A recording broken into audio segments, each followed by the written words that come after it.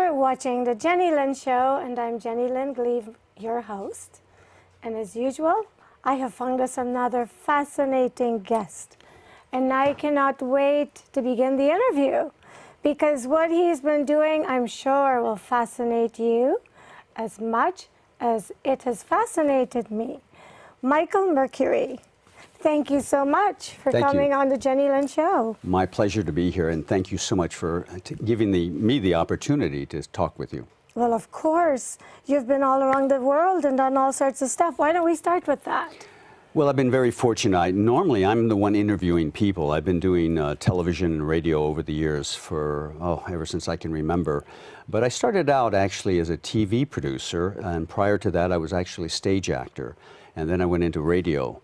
But it really gets back to where I was born. I was born in Tokyo, Japan. And you were? Yes. Wow. And I actually had dual citizenship till I was 18. And then during the Vietnam War, I had to swear allegiance to the United States between Japanese and the United States. That's what they asked me to do. And so yes. I take my citizenship actually a little bit more serious than I think if you were born in the United States. You just kind of take it for granted. But when I actually had to put my hand up and swear to protect the Constitution and the government, so to speak, it was a meaningful moment, because my father was a lieutenant colonel in counterintelligence. And that's why we were in Japan, because he had worked under General MacArthur at that time after World War II. And so my citizenship is important to me, and it afforded me an incredible life. By the time I finished high school, I'd been in 11 schools, actual academic schools. Wow, around the world? My father traveled extensively because he had a specialty.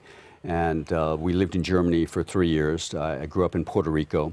I spent some time in Montreal, a year in Montreal, but I was studying school at that time. We were in Texas, Georgia, Florida, New Mexico, and subsequently after that I lived in Iran for a year, which was probably one of the most amazing experiences of my life. Fascinating. I loved Iran, by the way. It was it is a great country. So you also worked at the BBC. I did, actually, when I was in Davis. I used to produce the football games for UC Davis some years ago under Coach Soker and then Bob Foster. And at that time, Davis was a real powerhouse in Division D football. And they were like one of the best football teams for like 20 years. They won all the time. And so I put them on television all over the state of California for about, I think it was 4 or 5 years. We did 23 games. And that really launched my television producing career. And then I had an opportunity to work with a program called One-on-One, which in the BBC at that time was being, they were doing an anniversary show, and the announcer actually was a professor at UC Davis. So we worked with them, with the BBC, doing a retrospective of his program.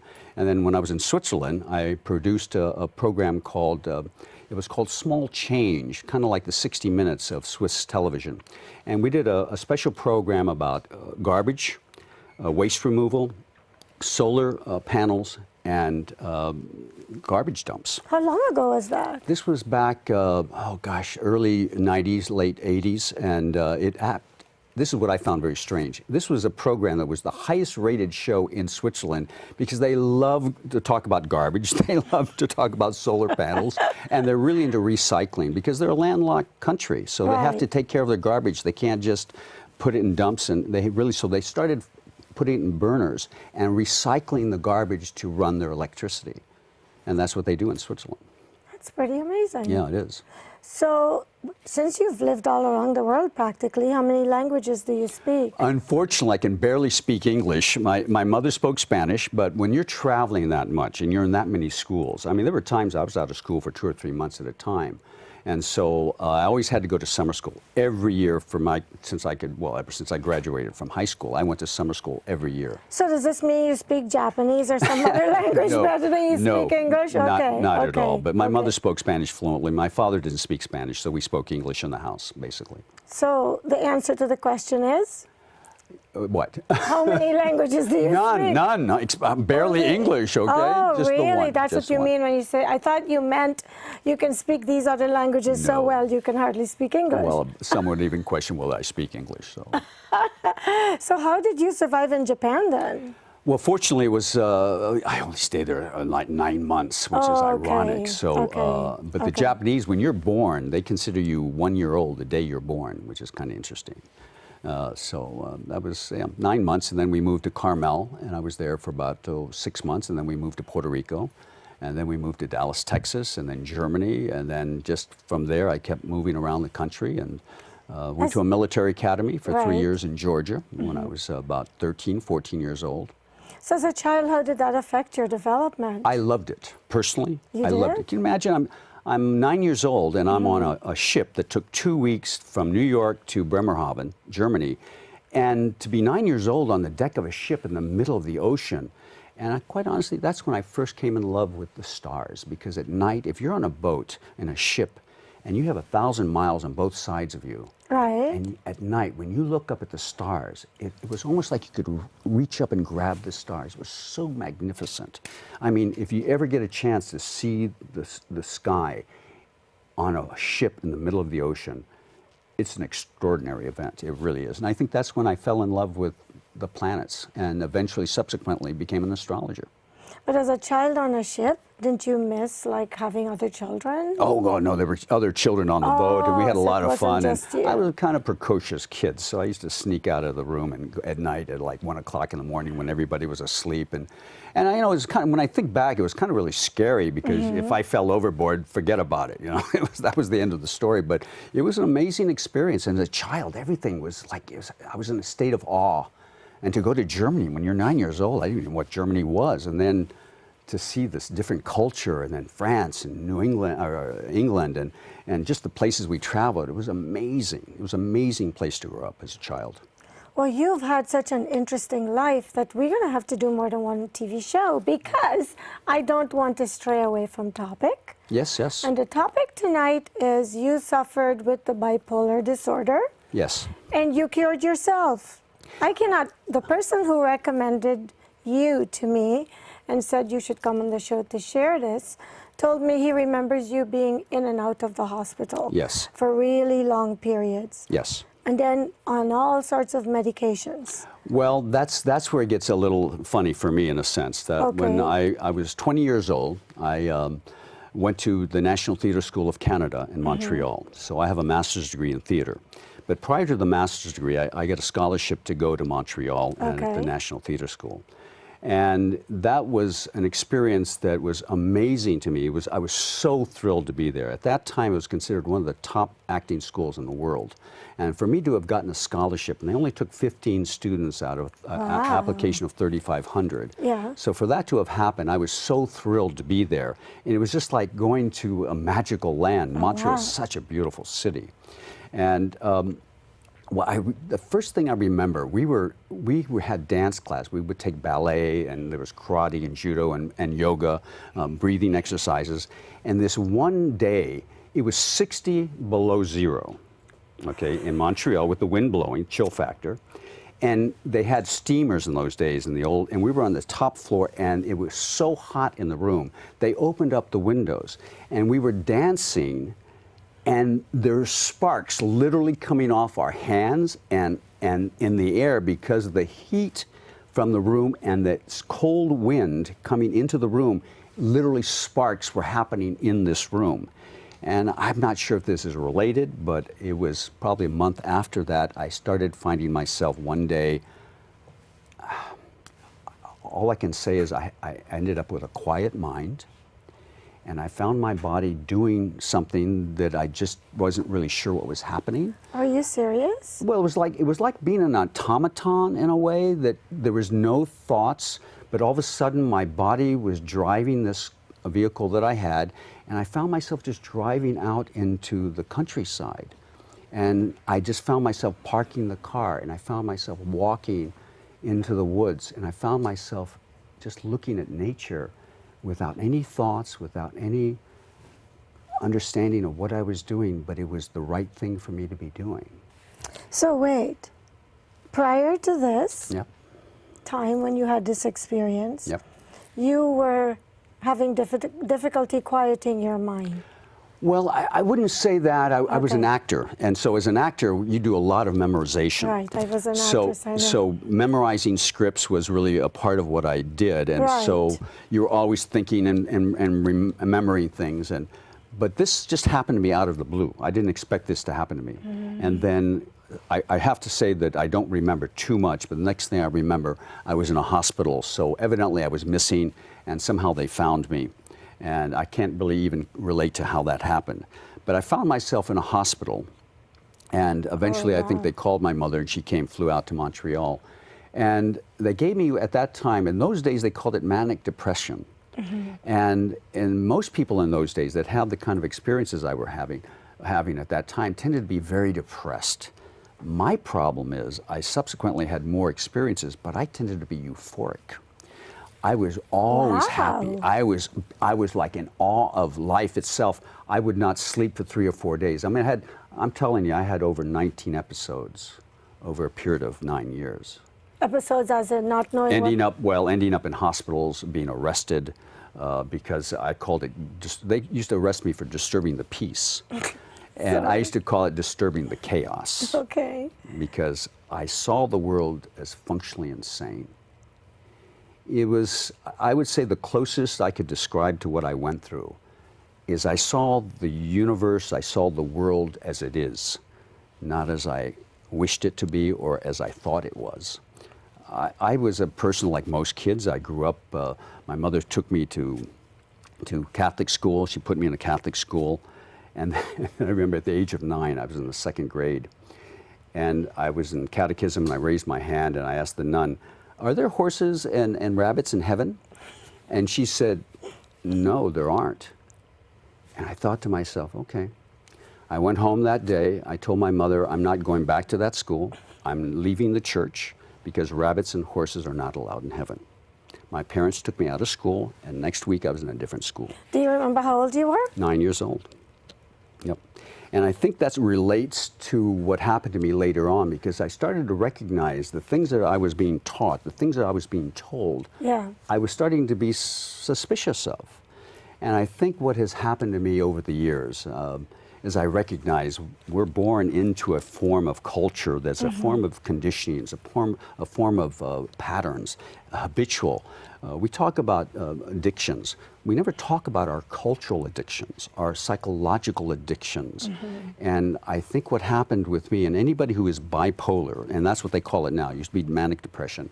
Bipolar people, for the most part, are extremely intelligent, they're extremely creative, and they find it hard to deal with the mundaneness of the world. I just had this conversation on Sunday with a friend.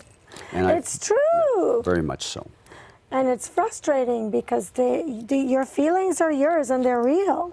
Very real. And one thing I've learned in my life is I came to a point in my life not that long ago, some years ago, over 10 years ago, where I woke up, what I would say I woke up. And what I woke up to is what I kind of experienced with my bipolar experiences. But the thing was, when I was in my 20s, I had no control over my awareness. My awareness was more horrified with the way the world was, and I realized this was not acceptable to me.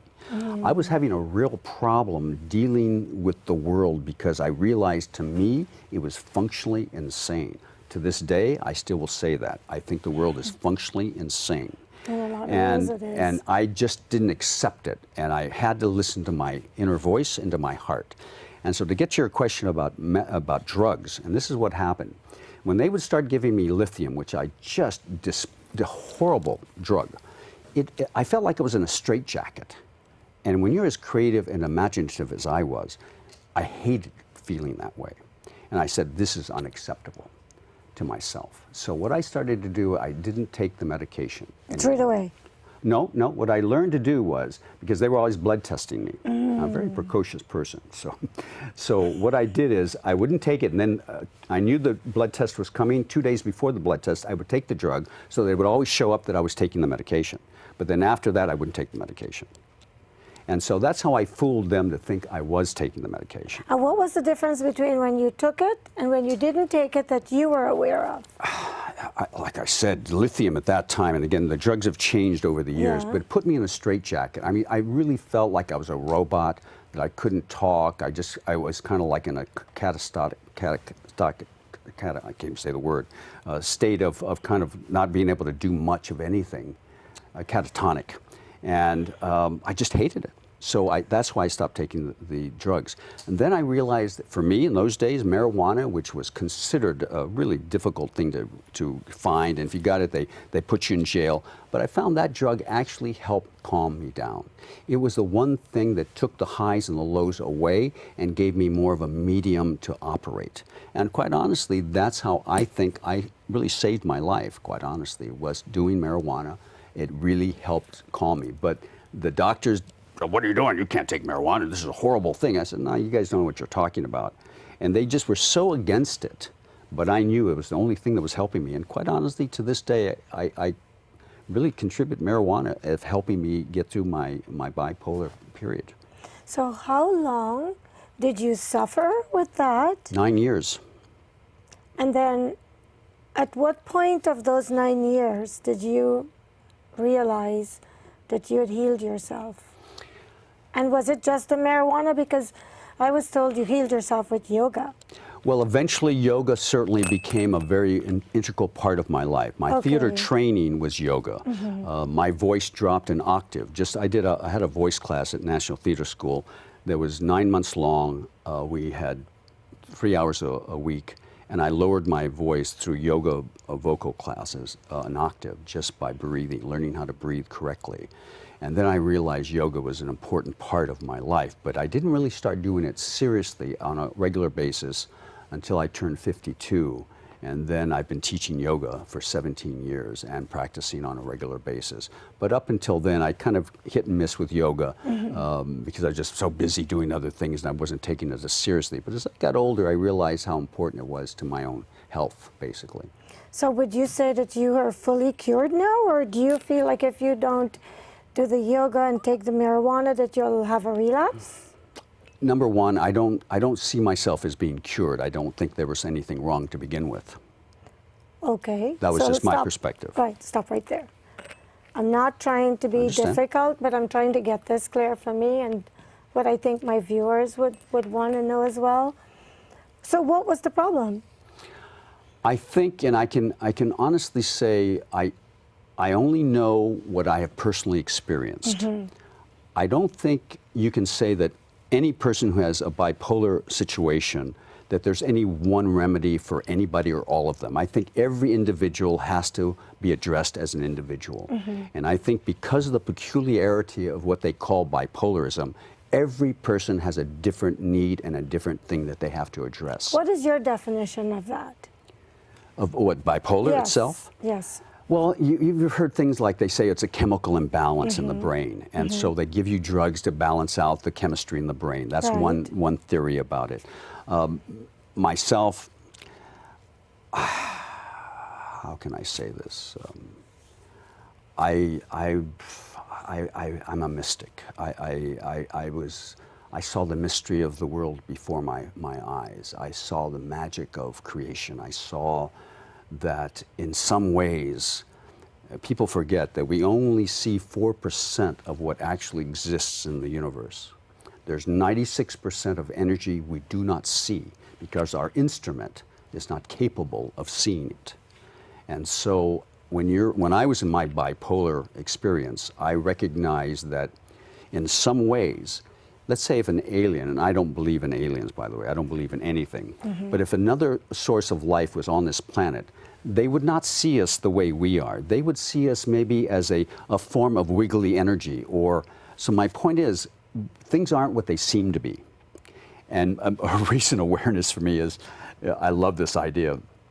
It wouldn't surprise me if one day science proves or shows us that we're probably maybe subatomic particles with very elaborate lifestyles. And when I realize how big we are physically, and you look at the size of the universe, we're so minuscule that it makes life to be an extraordinary event. Right. So I know a lot of people that are schizophrenic and they suffer with bipolar disorder. What can you leave with those people that has helped you that will hopefully help them? As Shakespeare said it, and I used this as my mantra growing up, to thine own self be true. I think you can only follow what is in your heart. I really know that you really should only follow your instincts. You should follow your intuition. And as far as I'm concerned, that's what everybody has to own up to. I didn't grow up with fear. That's the other thing I want to point out, that growing up, my father was in counterintelligence. My uncle, they both were lieutenant colonels in counterintelligence. They even worked together in Germany. My great-grandfather was governor of Georgia, and I come from a very peculiar background on my father's side. My mother was a Sephardic Jew. And so I think the combination of the way I have lived my life, I have been given a great gift to study the mystery of being alive. And when I say I'm a mystic, I mean I study the mystery of life. Mm-hmm. And that bipolar episodes, those bipolar episodes that I had, was kind of my introduction to the mystical realm that I think Rumi speaks of, that Joseph Campbell used to point out, Alan Watts, Krishnamurti. I met Krishnamurti some years ago. I started to follow philosophy. I started to follow what these amazing men were talking about. And I started to have this wonder about experience itself. So I learned to read auras. I went to the Berkeley Psychic Institute before it actually became a school with Lou Bostwick in Berkeley. And yes. This was back in the early 70s. And I learned how to read energy, basically. And bipolar episodes were part of that. So this book, tell us a little bit about this book. You gifted this book to me today. Yes, I did, yes. It's mine? Yes. Tell us about this book. Well, to me, my bipolar experiences brought me to this book. I think one of the reasons I'm on this planet is to write this book. My whole life led me to this book. I met a Japanese publisher some years ago. I did an astrology reading for him. He was so impressed. He says, could you write a book about the Mayan prediction and what's going to happen to Japan based on the Mayan prediction and their astrology chart? And I thought, wow, that's a strange, interesting idea. And so we communicated for about 3 months, and I thought, yeah, I think I can do this. And he sent me a contract, and before I knew it, I published my first book in Tokyo, Japan. So again, talk about synchronicity. So for me to have been born in Tokyo, and then to be given a contract to write a book that was published in Japan, that's what I call major synchronicity. How did you get someone to translate it in Japanese? His company, of course, translated the book. Okay. But then after I wrote the book, I realized I wanted to expand the book and add more about the United States. And I realized I did write about China for Japan because that's important to them. And so I expanded the Chinese and the American relationship in this book. And that's what I did with this book. Oh. I expanded it and added China and the United States. So this is the second edition. This is the second edition, okay. And I even write about President Trump. I think what's going to happen to him with this presidency. We're going through a cultural revolution right now, and these bipolar experiences I had, in my opinion, they were kind of my training to study the mystery of creation itself, and that's really how I look at my bipolar episodes as a great gift, quite honestly. I don't see it as a detriment, and I certainly don't see it as an illness. For me, it was a way of learning how the mystery of the world exists. Right. Can you believe what I'm going to tell you? We're down to less than 5 minutes. Wow, it went that fast. Wow. So what haven't we covered that's critical that we leave with the viewers? Because my hope is someone watching this show will hear you say something that will trigger a chord in them that will help them if they're struggling with some of what you have described. So what haven't we covered that you really think would help someone? Yoga, and there's no question about it, that yoga is one of the best things anybody can do. I don't care what your problems are, whether it's back problems, psychological problems, bipolar problems. Yoga is a way of getting you in touch with yourself, your body, and your health. And it's really probably the most important thing I would recommend to anybody who really wants to heal themselves, because yoga teaches you how to breathe with intention and movement. And in a sense, the trinity of yoga is breath, movement with intention. And yoga means yoke, so you become a whole person, a W-H-O-L-E. A wholeality is what I call it. And the reality of life is a mystery. And I'm just can't imagine being anywhere else. Think about it. This moment has never existed in the history of eternity. Right. And that's the magic of being alive. Well, for me, I've never really tried yoga, but I see one of the problems with our world, I think, my opinion, is that people who don't share your views, they have a tendency to judge. And I mean, I was guilty of this too. I'm trying to be more open-minded and to accept people for who they are. So I feel that some of what you've described tonight, because we're down to 2 minutes, is the lesson I'm getting from my life and listening to you is we should be more open, because some of the things we are close to may be the things that will set us free and help us. And so if it's not hurting you, there's no harm in trying it.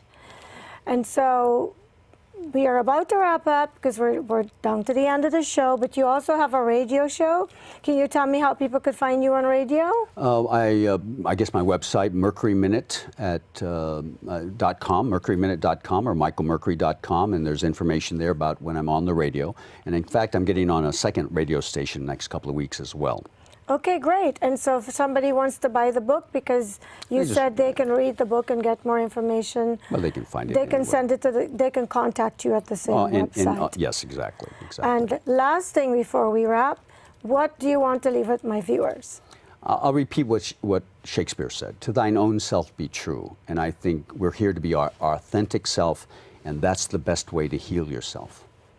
I thank you so very much for driving all the way from Sacramento to do this. I thank you so much for watching the Jennylyn Show. And once again, my hope is something that was said here today on this show is going to change and make a difference in your life. And thank you so much for watching the Jennylyn Show. Thank you to my amazing crew. I cannot do this show without these great people. And I will see you next time. Thank you so much. Thank you so much.